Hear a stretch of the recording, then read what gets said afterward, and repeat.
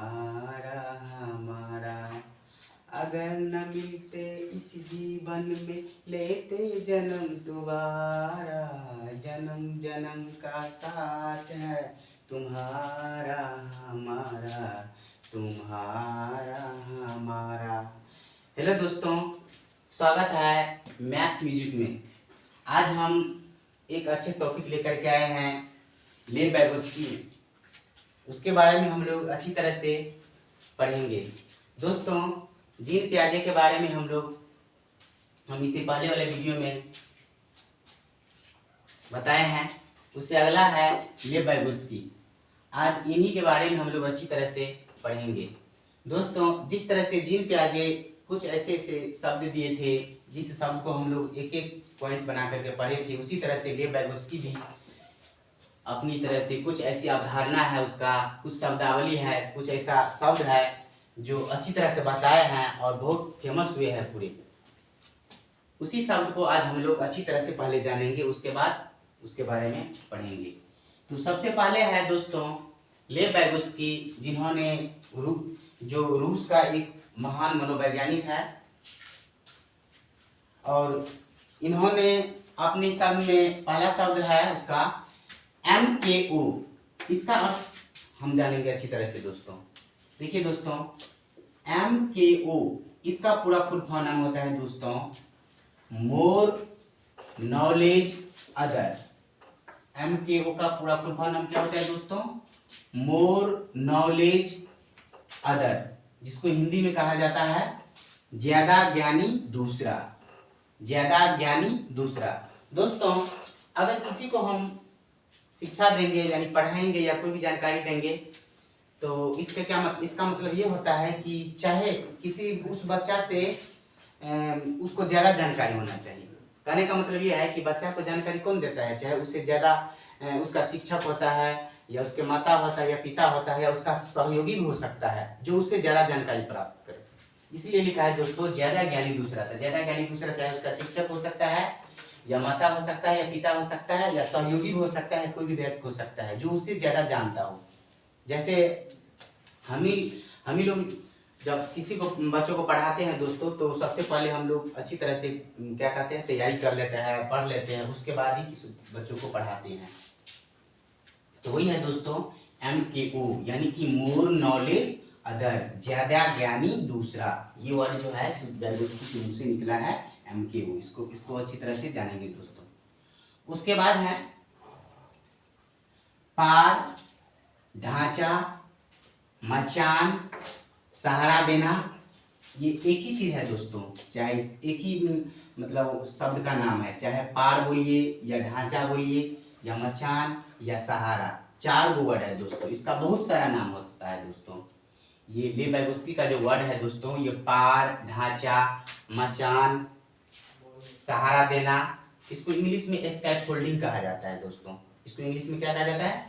Scaffolding. English में दोस्तों एक ही नाम है स्कैफोल्डिंग, लेकिन हिंदी में देखिए कितना सारा नाम है। पार भी है, ढांचा भी है, मचान भी है, या सहारा देना है।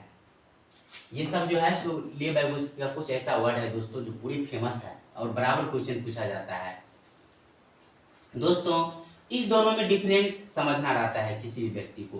पार, ढांचा, मचान या सहारा देना, या ZPD। पार और ZPD दोनों में जो है दोस्तों डिफरेंट समझना है, अंतर समझना है, जो दोनों में क्या अंतर होता है। बहुत सारा व्यक्ति देखते रहते हैं कि दोनों में अंतर डिफरेंट नहीं समझता है। देखिए दोस्तों, दोनों में जो है एक वयस्क की जरूरत होता है, दोनों में जो है वयस्क हेल्प करता है, सहायता करता है, लेकिन कुछ अंतर होता है। तो सबसे पहले हम पार, ढांचा, मचान या सहारा देना के बारे में हम लोग जान लेते हैं दोस्तों। देखिए दोस्तों, पार जिसका बहुत नाम है, ढांचा, मचान, सहारा देना या स्कैफोल्डिंग। दोस्तों, पार का मतलब होता है ढांचा, मचान या सहारा देना। इसमें ये होता है दोस्तों, कोई भी व्यक्ति जो है, यानी कोई भी व्यक्ति या कोई भी वयस्क जो है, तो किसी व्यक्ति को सहारा देता है शुरुआती में दोस्तों।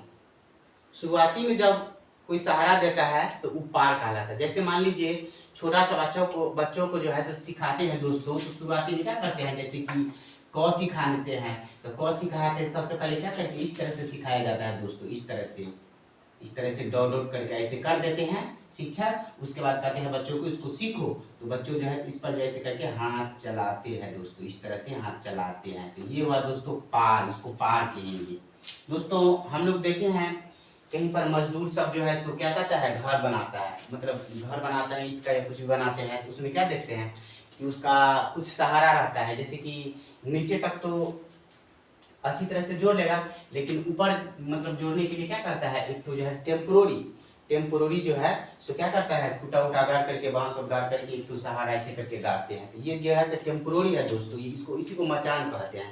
ये अस्थाई है दोस्तों, इसको जो है फिर पति करने के बाद उसको जोड़ने के बाद फिर हटा लेते हैं। तो ये पार या ढांचा जो है दोस्तों ये अस्थाई सहयोग है दोस्तों, ये इसको अस्थाई नहीं कहेंगे, अस्थाई कहेंगे। और दूसरा भी देखिए, दूसरा में ये देखते हैं दोस्तों कि इसमें छोटा सा बच्चा को जब साइकिल सिखाते हैं, उसके बड़े भाई या उसके पापा जी सिखाते हैं साइकिल, तो क्या करते हैं पीछे से उसको पकड़ते हैं साइकिल को। साइकिल जब पकड़ते हैं तो बच्चों क्या करता है, उसको जो है सो मतलब धीरे धीरे चलाता है। होते होते जब बच्चा पूरी तरह से साइकिल सीख लेता है तो उसको पकड़ना छोड़ देता है उसके पिताजी। तो ये जो है सो दोस्तों से क्या है, अस्थाई है, अस्थाई है। पार या ढांचा या मचान या स्कैफोल्डिंग क्या है दोस्तों, अस्थाई सहयोग है। इसमें अस्थाई सहयोग नहीं हुआ है, टेम्पोररी है दोस्तों। तो ये होता है अस्थाई सहयोग, मतलब पार ढांचा मचान या सहारा देना, यही होता है जब किसी भी व्यक्ति के द्वारा किसी भी व्यक्ति को शुरुआती में जो सहायता मिलता है वो होता है पार ढांचा या मचान, और उस सहायता से व्यक्ति जो है सो आगे की काम पूर्ति कर लेता है। लेकिन ये शुरुआती में होता है दोस्तों। देखिए दोस्तों, इसमें अस्थाई सहयोग है, लेकिन इस जेडपीडी में हम लोग पढ़ेंगे अस्थाई सहयोग। देखिए दोस्तों, अब इसके बारे में हम लोग पढ़ते हैं। मुझे पूर्ण विश्वास है कि आप लोग पार ढांचा मचान के बारे में समझ गए होंगे दोस्तों। अगला है जेडपीडी के बारे में। जेडपीडी जिसको जॉन ऑफ प्रोक्सिमल डेवलपमेंट कहते हैं दोस्तों, जेडपीडी इसका हिंदी नाम है समीपस्थ विकास का क्षेत्र या नजदीकी विकास का क्षेत्र, नजदीकी। इसका मतलब है दोस्तों, इसमें भी एक वयस्क जो है सो किसी बच्चों को जो है उसको हेल्प करता है, सहायता करता है, लेकिन ये क्या होता है, अंत में होता है दोस्तों। देखिए बताते हैं उदाहरण के माध्यम से। मान लीजिए एक छोटा सा बच्चा है, तीसरा क्लास में है दोस्तों, तीसरा क्लास का बच्चा है, वो जो है सो इस तरह से क्या करता है, मतलब गांव घर में नहीं होता है दोस्तों, या घर पर जो है बच्चा, और हाथी जो होता है कूट वाला हाथी, प्लास्टिक का हाथी रहता है दोस्तों, तो उसको नहीं बच्चा सब खोल उल करके जो रहता है वैसे करके फिर जोड़ने लगता है। तो क्या करता है, हाथी को खोल देता है, हाथी का टांग जो होता है चारों जगह पर तो उसको खोल देता है, फिर जोड़ने लगता है दोस्तों। देखिए दोस्तों, पहले क्या करता है, हाथी को टांग को तो सही तरीका से जोड़ लेता है, इस तरह से 4 टांग होता है ना दोस्तों हाथी का, तो पहला टांग को इस तरह से जोड़ लेता है दोस्तों अच्छी तरह से सही से, फिर दूसरा टांग को भी सही से जोड़ लेता है, तीसरा को भी सही से जोड़ लेता है, लेकिन चौथा जब जोड़ने लगता है इसे उल्टा कर देता है दोस्तों। तो यहीं पर आते हैं एक वयस्क या कोई उससे ज्यादा जानकार आदमी, कहता है नहीं हुआ इस तरह से नहीं, इसको उल्टा हो गया, उसको जो है तो सही कीजिए, इस तरह से करोगे तब सही हो जाएगा। तो देखिए दोस्तों, यहाँ से लेकर के यहाँ तक तो सही करिए बच्चों, पहला टांग जोड़ ली, दूसरा टांग जोड़ ली, तीसरा टांग भी अच्छी तरह से जोड़ ली, लेकिन यहाँ पर क्या कर दिए थे बच्चों, उल्टा जोड़ दिए थे। तो यहाँ आकर के लेकर यहाँ आकर के कोई वयस्क या कोई शिक्षक या कोई उससे ज्यादा ज्ञानी है, वो आकर के उसको समझाए, तो यहाँ पर जो है ना, तो यहाँ पर इस हाथी का टांग उल्टा जुट गया है, उसको जो है सही करना है बच्चों, इस तरह से करना है। देखिए थोड़ा कुछ हेल्प हो गया यहाँ पर। तो यहाँ देखिए बच्चों, यहाँ से लेकर के यहाँ तक जो दूरी है यही होता है जेडपीडी, जिसको जॉन ऑफ प्रोक्सिमल डेवलपमेंट कहते हैं। अब ये इतना अंतिम में इसको हेल्प मिला है दोस्तों, तो थोड़ा सहायता से ये आगे अपना काम पूरा कर लिया। देखिए अब इसका काम तमाम हो गया है बच्चों के। तो इसमें जो है ना दोस्तों क्या होता है, अस्थाई सहयोग होता है, इसमें अस्थाई होता है, अस्थाई नहीं इसमें अस्थाई होता है। जेडपीडी में कैसी सहायता मिलता है, अस्थाई सहायता, और पार और ढांचा या मचान में कैसी सहायता होता है, अस्थाई। और दूसरे उदाहरण से समझाते हैं दोस्तों जेडपीडी के। मान लीजिए आप लोग सीटीटी के एग्जाम देते हैं, मतलब इससे पहले 1-2 बार एग्जाम दे चुके हैं दोस्तों, और किसी को जो जेंडर कैटेगरी का है उसको 89 नंबर आया है, जो ओबीसी का है उसको क्या कहता है 81 नंबर आया है। ऐसे में कुछ एक नंबर से या कोई व्यक्ति 2 नंबर से जो है सो चूक जाते हैं एग्जाम में, मतलब पास होने से, क्वालिफाइड होने से। तो इससे क्या होता है फिर दोबारा तैयारी करता है वो व्यक्ति जो कुछ नंबर से चूक गया है, तो दोबारा तैयारी कब करता है, तो उस शिक्षक के पास जाता है कि मतलब कुछ हिंस लेने के लिए। तो दोस्तों बच्चों मतलब वो शिक्षक जो है, टीचर जो है, जो एग्जाम में कुछ नंबर से चूक गए हैं प्रशिक्षु, उसको देखिए बहुत तरह मतलब कितना नॉलेज था, बहुत इतना नॉलेज था तब तो इतना 89 नंबर लाए।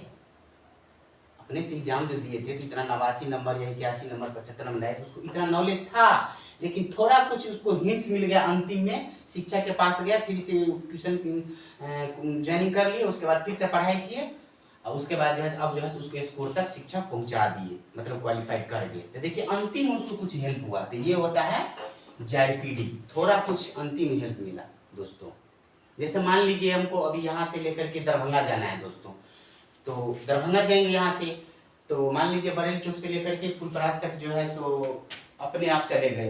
हमको मतलब मालूम है बरेली चौक से लेकर के फुलपरास तक जाने, मतलब इस यहाँ से बस पकड़ेंगे तो डायरेक्ट चल जाएंगे फुलपरास। फिर फुलपरास से दरभंगा कैसे जाएंगे वो हमको मालूम नहीं है, लेकिन उसी स्थिति में कोई वयस्क व्यक्ति आए और हमको बता दिए, यानी हम पूछे उससे भाई हमको यहाँ जाना है बता दीजिए, तो वो ऐसे बताए जो ठीक है यहाँ से बस पकड़ लीजिए, डायरेक्ट दिल्ली मोड़ पर उतर जाइएगा।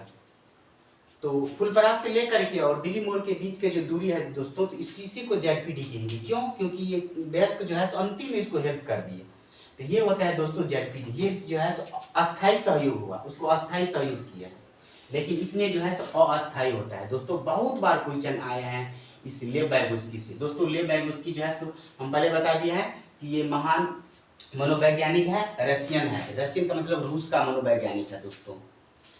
और ये जो है सामाजिक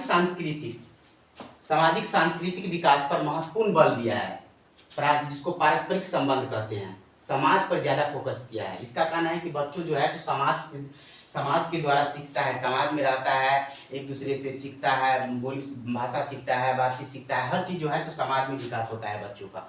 सामाजिक सांस्कृतिक विकास जब आएगा दोस्तों तो यही होगा लेव वाइगोस्की। कहीं कहीं पारस्परिक संबंध भी आता है दोस्तों, तो पारस्परिक संबंध भी यही होगा सामाजिक सांस्कृतिक का। पारस्परिक मतलब यही होता है, मतलब एक दूसरे से बातचीत करना, एक दूसरे से होता है। अंतरक्रिया भी होता है दोस्तों, अंतरक्रिया भी रहेगा, तो यही समान लेव वाइगोस्की होगा इसका ऑप्शन, यही मनोवैज्ञानिक ऐसा दिया है। लेकिन देखिए दोस्तों सामाजिक सांस्कृतिक अधिगम, सामाजिक सांस्कृतिक अधिगम एगो होता है सामाजिक अधिगम, दोनों में डिफरेंट होता है। वो चल जाएगा दोस्तों अल्बर्ट बंडूरा में। तो सामाजिक सांस्कृतिक विकास जब रहेगा तो लेव वाइगोस्की होगा, लेकिन सामाजिक अधिगम का सिद्धांत रहेगा दोस्तों तो ये अल्बर्ट बंडूरा हो जाएगा। दोनों में कंफ्यूज मत होइएगा दोस्तों, इसीलिए दोनों को अच्छी तरह से पढ़ लीजिए लेव वाइगोस्की। लेकिन लेव वाइगोस्की जो है दोस्तों भाषा पर ज्यादा फोकस किया है। लेव वाइगोस्की और जीन पियाजे में मतभेद भी चल रहा था दोस्तों, आप लोग जानते होंगे कि दोनों में। लेव वाइगोस्की कहता है कि किसी भी व्यक्ति में जो है तो सबसे पहले भाषा आता है, उसके बाद विचार आता है। लेकिन जीन पियाजे का क्या कहना है दोस्तों? उसका कहना है कि किसी भी व्यक्ति में सबसे पहले विचार आता है, उसके बाद भाषा आता है। इस पॉइंट को अच्छी तरह से आप लोग समझिएगा दोस्तों। उसके बाद इसका ये जो है लेव वाइगोस्की जो है एक तो और महत्वपूर्ण बात दिया है। ये जो कहता है कि किसी भी व्यक्ति जो है किसी भी व्यक्ति जो सीखता है उसको व्यक्तिगत वार्ता होता है, व्यक्तिगत वार्ता होता है। जैसे कि कोई व्यक्ति अकेले में बातचीत करता है, अपने कार्य को निर्देश देता है, तो ये जो है सो व्यक्तिगत वार्ता होता है, जिसको प्राइवेट स्पीच कहते हैं। तो ये जो है लेव वाइगोस्की का कथन है दोस्तों, प्राइवेट स्पीच, व्यक्तिगत वार्ता।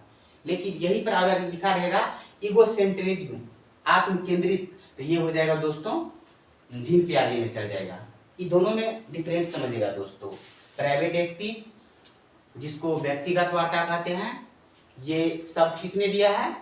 लेव वाइगोस्की ने ये कहा है। लेकिन इगोसेंट्रिज्म, अहम केंद्रित, ये जो है सो जीन पियाजे का है दोस्तों। इस दोनों में जो है यही डिफरेंट होता है दोस्तों। एक तो और पॉइंट रह गया था जो पिछले वाला वीडियो में हम नहीं बता पाए थे, उसको अभी बता देते हैं, आप लोग समझ लीजिएगा दोस्तों। जीन पियाजे का एक बहुत इंपॉर्टेंट डिफिनीशन है, परिभाषा है। उन्होंने कहा है कि बच्चे जो है तो अपने ज्ञान का निर्माता खुद कर लेता है, नन्हे वैज्ञानिक होता है बच्चों। अगर ये कथन कहीं पर लिखा रहेगा दोस्तों तो जीन पियाजे का आप टिक मारिएगा। उन्होंने कहा है कि बच्चे अपने ज्ञान का निर्माता खुद कर लेता है। कौन? जीन पियाजे, जो हम पहले वाला वीडियो में नहीं बताए थे दोस्तों, इसलिए आप उसको देख लीजिएगा।